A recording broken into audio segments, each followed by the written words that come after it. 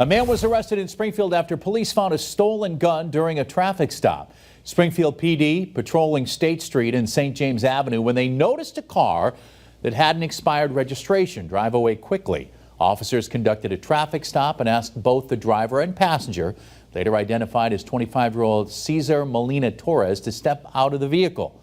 While doing a pat frisk, officers felt that Molina Torres had a gun in his waistband. They removed it and determined it had been reported stolen out of Connecticut.